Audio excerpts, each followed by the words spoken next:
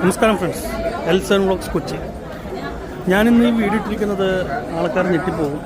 ഇത് വേറൊന്നുമല്ല, നമ്മുടെ ആന്ധ്രയിലുള്ള തിരുപ്പതി അവിടെ അന്നദാനത്തിന് പോകുന്ന ഭക്തജനങ്ങളുടെ ക്യൂ ആണ്. അതായത് ഒരു ദിവസം ലക്ഷക്കണക്കിന് ഭക്തന്മാരാണ് അവിടുത്തെ അന്നദാനം. അത് 3 നേരം അന്നദാനമുണ്ട്. ആ 3 നേരം കഴിക്കണം. ഇതിൽ രാവിലെ പ്രഭാത ഭക്ഷണമായിട്ട് പൊങ്കൽ അങ്ങനത്തെ ഉണ്ടാവും.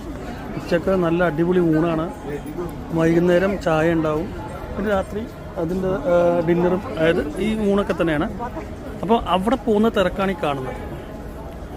ഓരോ ദിവസം ചെല്ലുന്തോറും ഭക്തജനങ്ങളുടെ എണ്ണം കൂടിക്കൊണ്ടിരിക്കുന്നൊരു അമ്പലം കൂടിയാണ് തിരുപ്പതി. ഒരു ദിവസം ഒരുപാട് ഭക്തജനങ്ങൾ അവിടെ ഒന്ന് തൊഴുകയും അന്നദാനത്തിലേക്കുള്ള സംഭാവനയായിട്ട് അരി, പച്ചക്കറി സാധനങ്ങൾ കൊടുക്കുന്നുണ്ട്. 5 കോംപ്ലക്സിലായിട്ട് 2500ഓളം പേർക്ക് കഴിക്കാൻ പറ്റുന്ന രീതിയിലാണ് ഓരോ സമയം ഇവർ സെറ്റ് ചെയ്തിരിക്കുന്നത്. ഈ വീഡിയോ ഞാൻ എടുത്തത് കഴിഞ്ഞ ഓണത്തിന് ഞങ്ങൾ തിരുപ്പതി പോയപ്പോഴായിരുന്നു. കഴിഞ്ഞ ഓണം വന്നത് സെപ്റ്റംബറിൽ 2nd വീക്കിലായിരുന്നു, 2nd സാറ്റർഡേ ആഴ്ചയിലായിരുന്നുകൊണ്ട് നല്ല തിരക്കായിരുന്നു. റൂം കിട്ടാനും ഒരുപാട് ഞങ്ങൾ കഷ്ടപ്പെട്ടായിരുന്നു.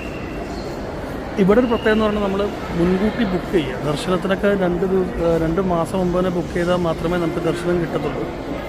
ഞാനീ പറഞ്ഞപ്പോൾ മെയ് 17 ശേഷമാണ് ഈ കുറി ഓണത്തിനുള്ള ടിക്കറ്റ് ഓപ്പൺ ആവുന്നതെന്നാണ് എൻ്റെ അടുത്ത് അറിയിച്ചത്.